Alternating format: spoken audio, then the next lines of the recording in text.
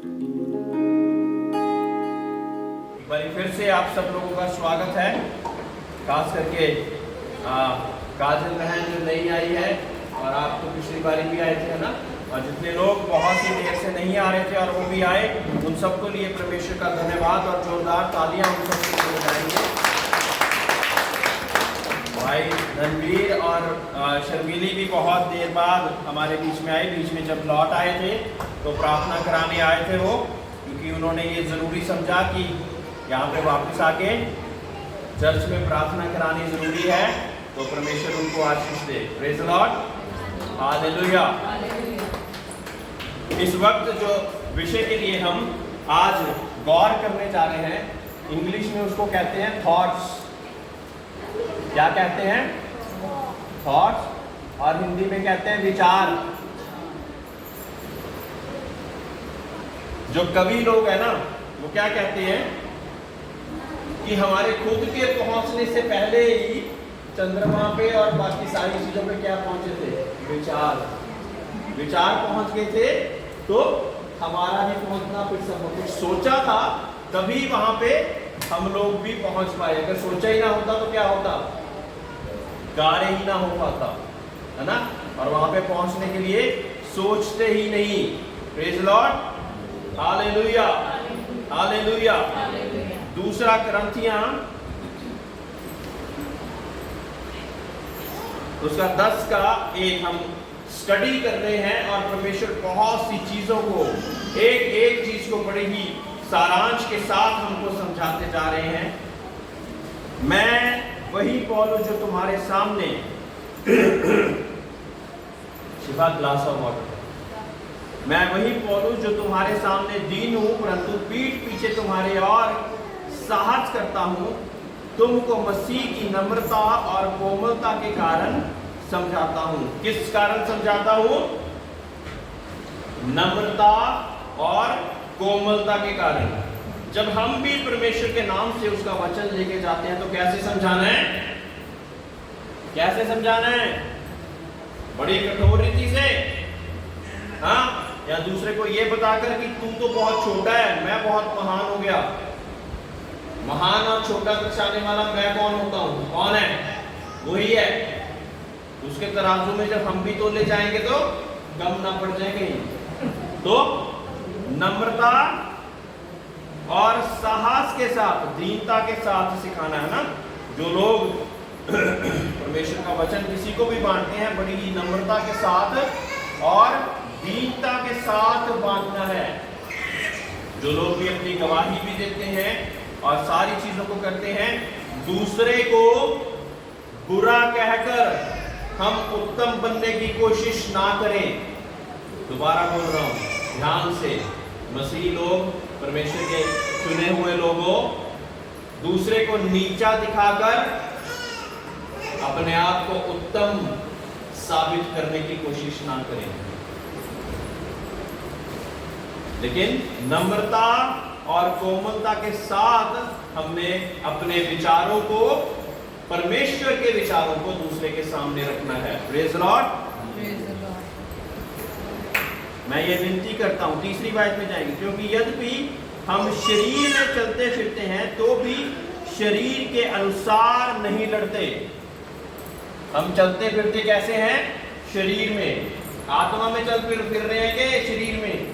जब आत्मा चल फिर रही होती है तो सब लोग डर जाते हैं। बीच में साथ शरीर भी होना चाहिए ताकि देख सके, तो ये लगे कि कोई इंसान आ रहा है। सुरेंद्र आ रहा है, शर्मिली आ रही है, काजल आ रही है, रणवीर आ रहा है। ऐसे हम अगर अकेली आत्मा चली आए तो क्या होएगा? डर जाएंगे ना बहुत ज्यादा। तो हम शरीर में चलते तो हैं,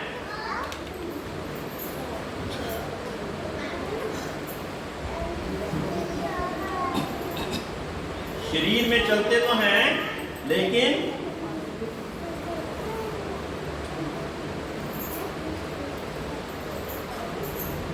तीसरी है, क्योंकि यद्यपि हम शरीर में चलते फिरते हैं तो भी शरीर के अनुसार नहीं लड़ते। हम लड़ते शरीर के अनुसार नहीं है कि हमें शरीर दे दिया तो हम उसी के अनुसार लड़ना शुरू करते हैं ना। तो फिर तो बहुत जो ताकतवर है वो तो एक छोटे व्यक्ति को वैसे ही मार डालेगा, है ना। और वो शरीर बनाने की कोशिश करेगा। जिम में क्या जाते हैं लोग, बड़े बड़े डोले बनाना चाहते हैं, बड़ी बड़ी चेस्ट बनाना चाहते हैं और कहते हैं कि हम बहुत ज्यादा बलवान हो जाए। क्या बना रहे हैं वहां पे? वो शरीर को बना रहे हैं। शरीर मजबूत हो गया, आत्मा होगी। बड़े बड़े बलवान भी जब आत्मा कोई आ जाती तो एकदम दौड़ जाते, ये क्या हो गया ये। तो आत्मा के आगे शरीर भी निर्बल हो जाता। क्या हो जाता? क्योंकि हमारी लड़ाई के हथियार शारीरिक नहीं, पर गढ़ों को ढा देने के लिए परमेश्वर के द्वारा सामर्थ्य है। हमारे जो हथियार है वो शारीरिक नहीं है, लेकिन गढ़ों को ढा देने वाले। किसको ढा देने वाले? गढ़ों को ढा देने वाले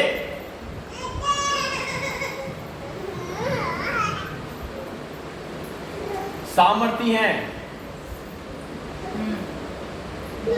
तो इस कारण शरीर के साथ आत्मा के गढ़ों को ढाने की कोशिश ना करें। शरीर बलवान करके आत्मिक गढ़ों को ढाने की ना कोशिश करें। हमारे हथियार शारीरिक नहीं है ना।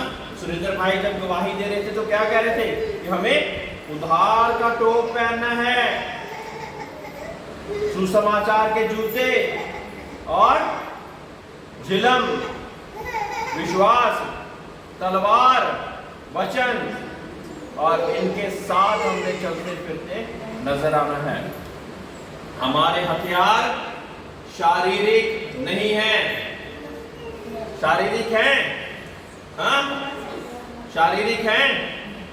क्या हमारे हथियार शारीरिक हैं? बोलिए। हम जिंदा लोग ही है ना कि यहाँ पे? बता दीजिए प्लीज। हाँ, बच्चों को संभालने के चक्कर में ध्यान ना खो दे। इसलिए हम हर कल्पना को और एक ऊंची बात का जो परमेश्वर की पहचान के विरुद्ध में उठती है, खंडन करते हैं। आ जाओ बेटा, फिर कुछ का कुछ बोलोगे अगली बारी। सुरेंद्र भाई बाकी आ जाओ अंदर, सारे लोग आ जाओ। कोई भी चीज पहले होने से पहले कहां पे होती है? कहां पे होती है? विचारों में। किसी ने किसी के साथ अच्छा करना है, बुरा करना है, सबसे पहले कहां पे होगी? विचार में। कहां होगी सबसे पहले? विचार में। विचार में। 5 मिनट खड़े हो जाइए आप जरा, मुझे जिंदा नहीं लग रहा। खड़े हो जाइए, खड़े होकर सुनिए। सिर्फ आंटी जी बैठे रहेंगे लेकिन वो खड़े नहीं हो पाते, इसलिए ये बहुत इंपॉर्टेंट, बहुत जरूरी बात है। इसको अगर आप इसकी तह तक पहुंच गए ना तो बहुत चीजें जीत जाएंगे। तो सबसे पहले कोई भी चीज की घटना, दुर्घटना होनी होती तो सबसे पहले कहां पे होती है? विचारों में, है ना। अब दुविचार और सुविचार। दुविचार और सुविचार। सुविचार क्या है? अच्छे विचार। और दुविचार क्या है? बुरे विचार। इसके बिना घटना या दुर्घटना नहीं हो सकती हमारे जीवन में। सुविचार या दुविचार, दो चीजें जो हैं, जो कि हमारे जीवन में अच्छाई और बुराई को लेकर आती। अब दुविचार किसकी ओर से आते हैं? दुविचार किसकी ओर से आते हैं? इसका प्रबंधक कमेटी का मालिक कौन है? हाँ? शैतान। और सुविचार किसकी ओर से आते हैं? परमेश्वर की ओर से। किसकी ओर से? परमेश्वर की ओर से। सुविचार आते हैं परमेश्वर की ओर से। और इसका निर्णय लेने वाला कौन है? नो, बताइए, निर्णय लेने वाला कौन है? आप खुद, कोई और नहीं।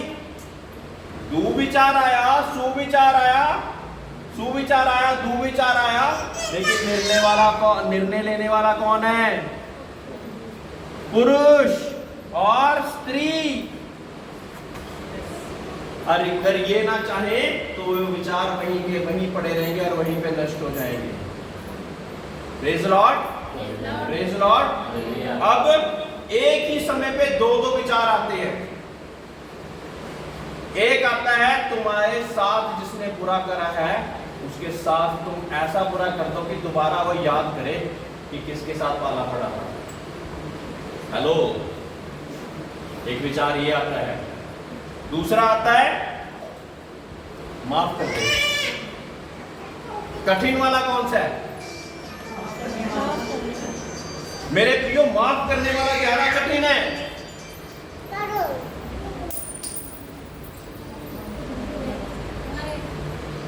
इस चीज को जीतना एक गरीब अमीर, परमेश्वर में बना हुआ, परमेश्वर में ना बना हुआ, ये सबके लिए मुश्किल। क्यों? क्योंकि शरीर में है, शरीर में है और शरीर की लालसाओं और भावनाओं को, अभिलाषाओं को पूरा करने के लिए भागते रहते। शरीर क्या कहेगा? अपने आप को बड़ा दिखा। ऐसे कैसे किसी ने कुछ कह दिया तुझे? अपने आप को बड़ा दिखा और दीन होकर, नम्र होकर ना। पहले ही आयत में पौलुस ने क्या बोला कि विचार अगर किसी के सामने हम रख भी रहे हैं, वचन सुना भी रहे हैं, तो कैसे रखने हैं?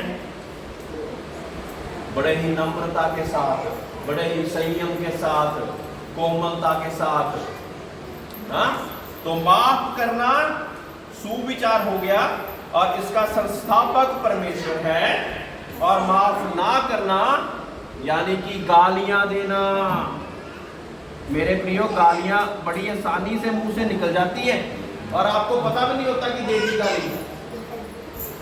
किस वजह से नहीं पता लग रहा? क्योंकि शरीर ज्यादा मजबूत कर लिया और आत्मा तो पता ही नहीं कहां है। आत्मा जो अंदर है, जिसने परमेश्वर को हिसाब किताब देना, उसको मजबूत ही नहीं किया। तो क्या होगा? क्या होगा? जब न्याय के सिंहासन के सामने पहुंचेंगे, जिंदा परमेश्वर के सिंहासन के सामने पहुंचेंगे, तो ऐसा ना हो कि हमारे दुविचार सुविचारों से ज्यादा हो। अब दुविचार और सुविचार तो आगे, इसके बाद क्या है? बैठ जाइए, बैठ जाइए। इसके बाद क्या है? इसके बाद पुरुष और स्त्री ने, यानी मैंने और आपने निर्णय लेना है। क्या निर्णय लेना है? एक्शन। इसके बाद होता है एक्शन। क्या होता है? एक्शन। हाँ, अब सोचिए, एक फिल्म जब शूट करते हैं ना, एक मूवी शूट करते हैं, सारे कारीगर अलग अलग तरह जगह पे लगा दी। कोई हीरो है, कोई हीरोइन है, कुछ वो है, और सारी चीजें कर दी। फिर बोला जाता है एक्शन। वो किसने करना है? आपने। जब तक वो विचार यहीं पर है, चाहे सुविचार हो चाहे दुविचार हो, कुछ भी नहीं हो रहा है, कुछ भी नहीं हो रहा है, कुछ भी नहीं हो रहा है, ना हमारे जीवन में, ना ही हम किसी और के जीवन में कर रहे हैं। लेकिन जब एक्शन हो गया और निर्णय को हम कार्यरत करने के उसमें आ गए, तो फिर गिना जाएगा कि आपने अच्छा करा कि बुरा करा। नहीं तो सिर्फ विचार बुरे आने से क्या पुलिस पकड़ लेती है? करने से कुछ अच्छा या बुरा फिर पुलिस पकड़ती है। कुछ बुरा करोगे तो पुलिस पकड़ेगी। जब तक वो विचार माइंड में ही है, यहीं पर है, तो पुलिस कहेगी कि गंदा विचार क्यों आया तेरे माइंड में। एक पुलिस ऊपर है, वो हमारे विचारों को भी जानती है। परमेश्वर की पुलिस है जो, वो हमारे विचारों को भी जानती है।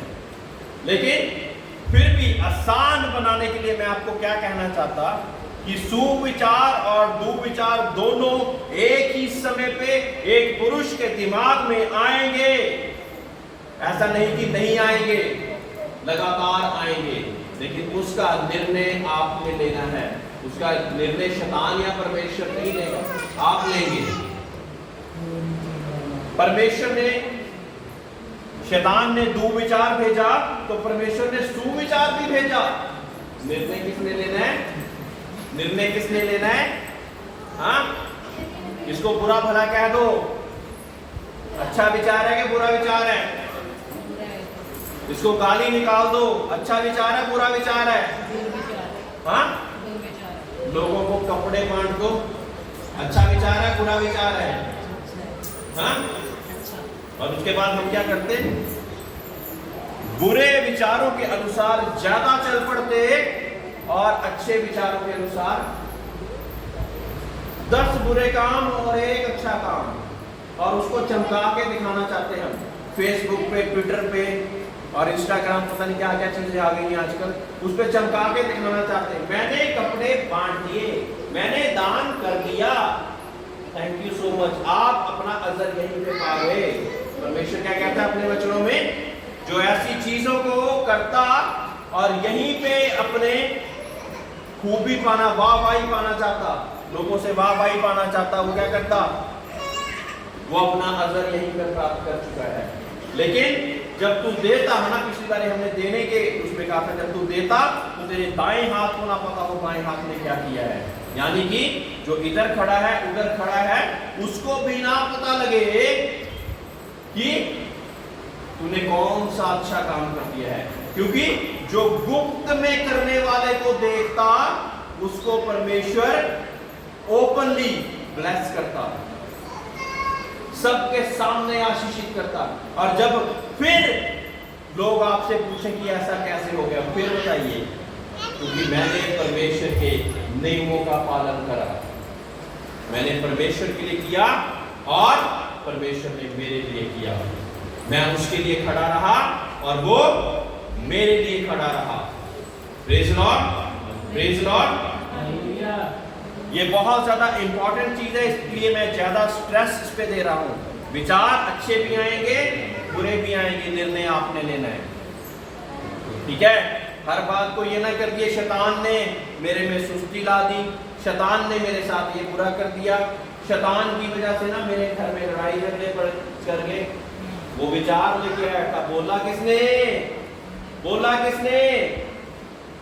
वो विचार लेकर आया था आपके माइंड में, ऐसा कर दे, वैसा कर दे। करा किसने? करा किसने मेरे प्रियो? बोलो। परमेश्वर की सर्वश्रेष्ठ सृष्टि, जिसको परमेश्वर ने यह अधिकार दिया कि मैं तेरे सामने मौत को और जीवन को रख देता, चाहे तो तू मौत को चुन ले, चाहे जीवन को चुन ले। चुनाव किसने लिया? खुद खुद। इसलिए बंद कर दीजिए उसको इतना बड़ा बनाना। ये शैतान की वजह से ये हो गया। शैतान की वजह ना असी लेट हो गए, शैतान की वजह था गेस्ट घर आ गए थे, असी लेट हो गए। मेरे प्रियो, वो कब से इतना बड़ा हो गया कि आपके विचारों पर आप उसके अनुसार ही चलना शुरू कर दिए। आपके जीवन में परमेश्वर बड़ा है कि शैतान बड़ा है? हाँ, सिर्फ बोलने से ना कीजिए, मुश्किल चीजें हैं ये। क्योंकि जब हम करते और जब बोलते, हमारे मुख से कुछ और ही वाणी निकलती है। क्या वो परमेश्वर की ओर से है? मेरे प्रियो, एक दिन आप अपने सामने एक बोर्ड लगाकर ना उसमें देखें कि मैंने ये किया, मैंने ये किया, मैं ये किया, उसमें से देखना आपने परमेश्वर की ओर से क्या किया। खुद ही अपने सामने ही शर्मिंदा हो जाएंगे। मैंने ये किया, मैंने ये किया, इसको ये बोला, इसको वो बोला, इसको ये बोला, इसमें से परमेश्वर की ओर से क्या था? 100 बातों में से शायद एक बात, और आप चाहते हैं कि परमेश्वर की हजारों आशीषें हमारे जीवन में आ जाएं। मेरे प्रियो, जब उसके साथ चलना है तो हर एक विचार को, क्या लिखा है यहाँ पे, इसलिए हम कल्पनाओं को, कल्पनाएं यहाँ पे आ रही, विचार आ रहे, कल्पनाओं को और हर एक ऊंची बात को, हर एक ऐसी ऊंची बात को जो परमेश्वर के पहचान के विरुद्ध में उठती है, परमेश्वर की पहचान के विरुद्ध में हमारे अंदर से जब उठती है तो क्या करते हैं, उसका खंडन करते हैं। पहले तो खंडन करना है, यानी कि विचार को विचार में वहीं पे मार देना, दिमाग में ही, यहां तक लाकर बाहर नहीं निकाल देना, यहीं का यहीं पे खत्म। और फिर क्या करना है,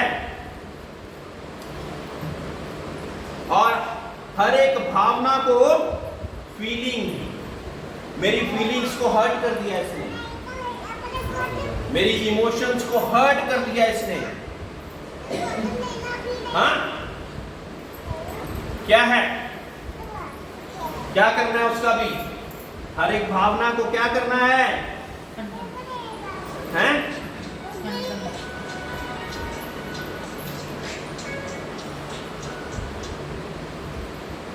भावना को कैद करके, उस हर एक भावना को कैद कर देना है। कैद करके क्या करना है, मसीह की आज्ञाकारिता में बना के ले आना है। मेरे प्रियो, जितना बोलना आसान उतना ही मुश्किल है ये, क्योंकि फीलिंग आ गई, इमोशनल आ गई, मेरे को इसने ये बोल दिया था, मेरे को उसने ये बोल दिया था, तो क्या मैं जवाब ना दे, तो इसने तो मेरे साथ आज ज्यादा ही बुरा कर दिया था, इसका क्या मैं जवाब ना देता, मुश्किल हो जाता। लेकिन परमेश्वर का वचन क्या कह रहा है, इन सारी चीजों को परमेश्वर की आज्ञाकारिता के अधीनता में लेकर आ जाइए।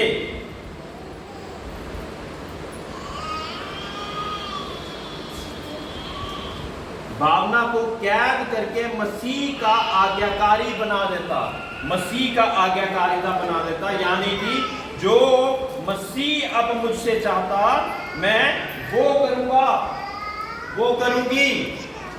जब हमने बपतिस्मा लिया तो हमने तो यही बोल के लिया था ना कि अब मैं अपने विचारों को, अपनी भावनाओं को, अपनी बातों को परमेश्वर की अधीनता में लेकर आ जाऊंगा और उसकी आज्ञाकारिता में मरने तक वफादार रहूंगा।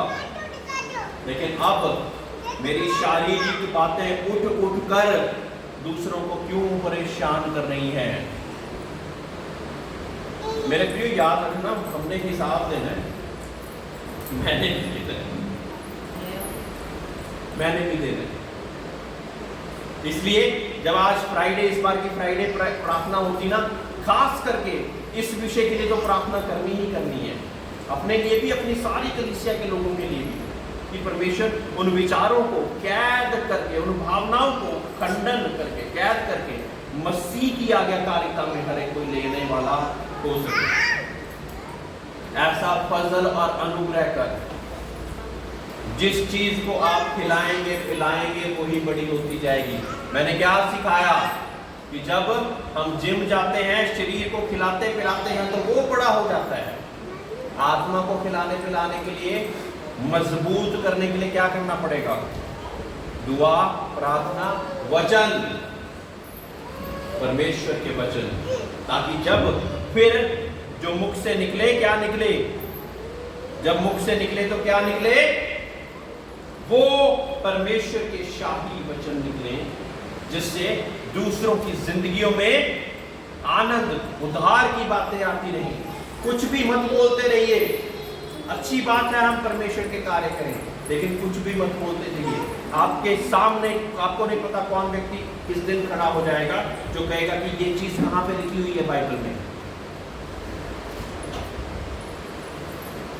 आप हक्के बक्के रह जाएंगे। इसलिए पढ़िए अपनी बाइबल को, दुआ प्रार्थना करिए कि परमेश्वर उसको याद रखने की शक्ति आपको दे। इन बातों को याद नहीं रखा जाता, इसलिए हम वीडियो बनाते, मैसेज भेजते डेली। इंसान का भूल जाना स्वाभाविक है, क्योंकि शरीर के अनुसार चलने वाले इंसान सभी हैं। लेकिन जिस दिन आत्मा के अनुसार चलते जाएंगे ये सब कुछ होता है। कई चीजों को मैं अपनी बात बताता हूँ, कई चीजों को मैं सामने कोई व्यक्ति आता उसका एकदम से नाम नहीं याद आता, लेकिन कई बार परमेश्वर अपनी आत्मा से बोझ देता कि उसके लिए प्रार्थना करो, और मैं कहता हूँ परमेश्वर उसका नाम बता, तो परमेश्वर उसका नाम बता देता है। ये कैसे होता है? कैसे होता है? क्योंकि मैंने अपनी आत्मा को परमेश्वर के बीच में उसके सिंहासन के सामने बैठ के मजबूत करने की कोशिश की, फिर परमेश्वर ने सहायता करी और मैं वो कर पाया जो कि परमेश्वर चाहता है। उसके विचार और मेरे विचार एक हो गए। जिस दिन परमेश्वर के विचार और हमारे विचार एक हो जाएंगे, तब हमारे जीवन में देखना कितना बड़ा कार्य हो जाएगा। छठी आयत, और तैयार रहते हैं कि जब तुम्हारा आज्ञा पालन पूरा हो जाए तो हर एक प्रकार के आज्ञा उल्लंघन को दंडित करें। आज्ञा उल्लंघन को दंडित करना है। Praise the Lord. रोमियो 12 का 12 शिफा फटाफट से पढ़ते हैं। रोमियो 12 के 12। जो लोग अब किताबें निकाल नहीं पाते उनको दोबारा किताबें याद करवाऊंगा मैं। आशा में आनंदित रहो, क्लेश में स्थिर रहो, प्रार्थना में नित्य लगे रहो। 12 की 12 में क्या लिखा है? आशा में आनंदित रहो। आशा में आनंदित रखो। जब हम आशा कर रहे होते हैं तो क्या वो चीज हमको प्राप्त हो चुकी होती है? जब हम आशा कर रहे होते हैं, बताइए सविता जी। हाँ, आशा कर रहे हैं हम, क्या वो चीज हमें मिल चुकी है? अभी नहीं मिल चुकी। आशा में क्या रहना है? आशा में आनंदित रहना है। आगे क्लेश में स्थिर रहो। आशा में आनंदित रहना है। ये फोटो खींच लो, मैं इसको मिटाने लगा। आपके पास है फोन? ये लीजिए, ये लीजिए।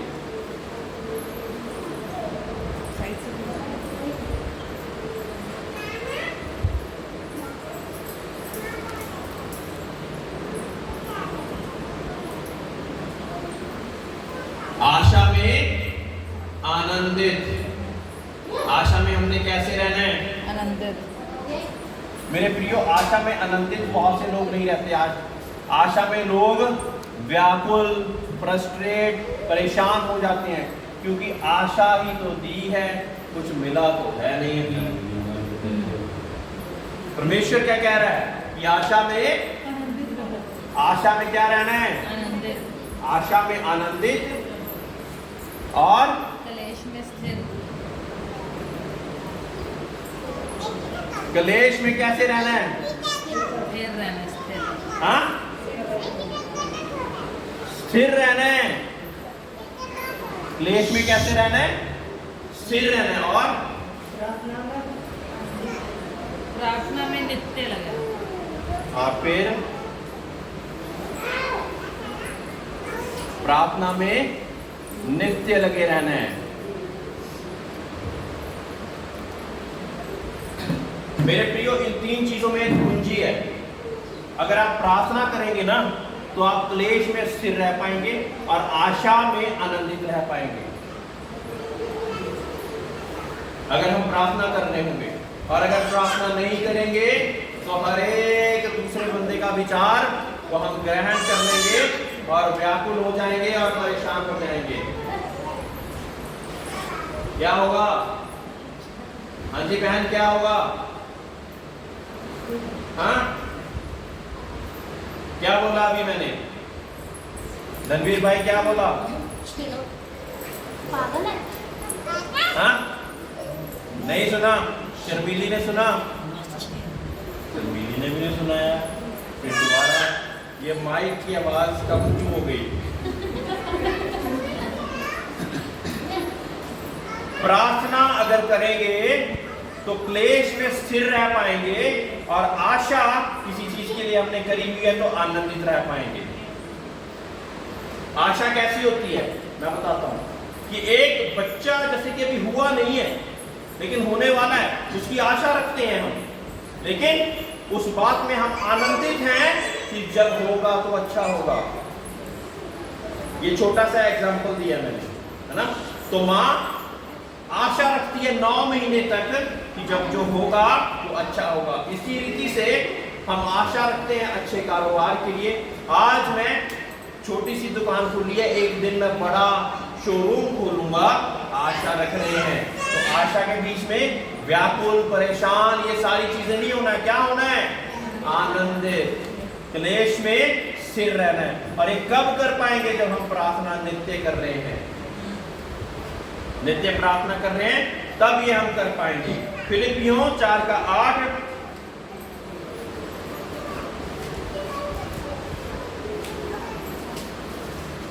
बिना प्रार्थना के ये चीजें नहीं हो सकती मेरे प्रियो। मैं पहले से ही बता देता हूं, ये आसान काम नहीं है। इसलिए हे भाइयों, जो बातें सत्य हैं और जो बातें आदरणीय हैं और जो बातें बातें सत्य हैं, जो बातें आदरणीय हैं, जो बातें उचित हैं और जो बातें उचित हैं, जो बातें पवित्र हैं, जो बातें पवित्र हैं, जो बातें सुहावनी हैं, जो बातें सुहावनी हैं, और जो बातें मनभावनी हैं, जो बातें मनभावनी हैं, अर्थात जो भी सद्गुण और प्रशंसा की बातें हैं, उन पर ध्यान लगाया करो। और उन पर ध्यान लगाया करो। हम ध्यान किन चीजों पे लगाते हैं आजकल? किन चीजों पे हम ध्यान लगाते हैं बेबे? किन चीजों पे ध्यान लगाते हैं हम आजकल? हाँ, किन चीजों पे ध्यान लगाते हैं हम? परमेश्वर पर नहीं, जो वचन बोला है उसके अनुसार बताइए। जो मनभावनी बातें हैं, जो परमेश्वर के अनुसार बातें हैं, सुविचार की ओर कि दुविचार की ओर? हाँ, उससे पता लग जाएगा कि हम शैतान की ओर बढ़ रहे हैं कि परमेश्वर की ओर बढ़ रहे हैं। मेरे प्रियो, बहुत से लोग शैतान की ओर बढ़ते जा रहे हैं, उनको पता भी नहीं, क्योंकि दुविचार पर एकदम कार्य करते हैं, सुविचार पर कार्य नहीं करते। कल कर दूंगा, किसी के लिए अच्छा करना है कल कर दूंगा, प्रार्थना करनी है कल कर दूंगा, वचन पढ़ना है, प्रार्थना में बढ़ना है कल कर दूंगा। वो कल कभी आती नहीं, आता है कल कभी?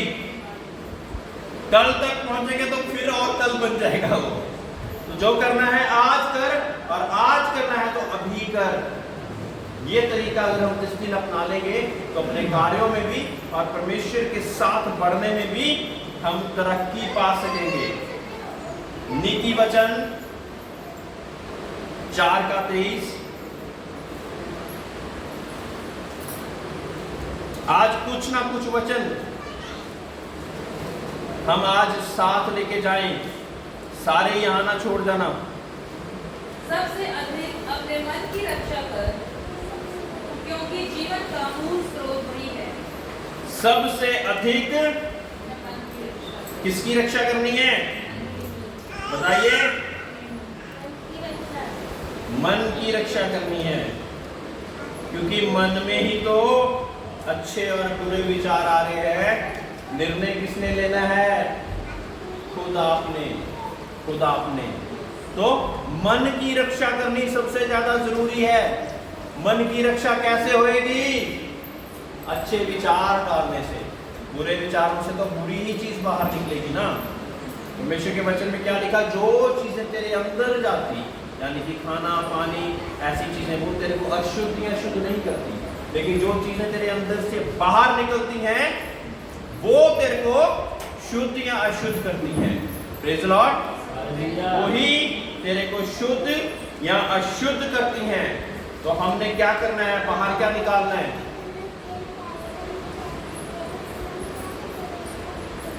अब ये कहना, सारे खड़े हो जाएं और ये बताएं कि जो बाहर विचार निकाल रहा है मुख से, वो कौन है? शैतान है कि आप खुद हैं? आज बता ही नहीं, बता दें प्लीज, कौन है? खड़े हो जाएं, खड़े हो जाएं। जो मुख से विचार विचार तो यहाँ पे डाल दिए, वो मान लिया शैतान ने डाले, परमेश्वर ने भी डाले ना। निकाले किसने बाहर? किसने निकाले? मनुष्य खुद ने निकाले, पुरुष और स्त्री ने निकाले।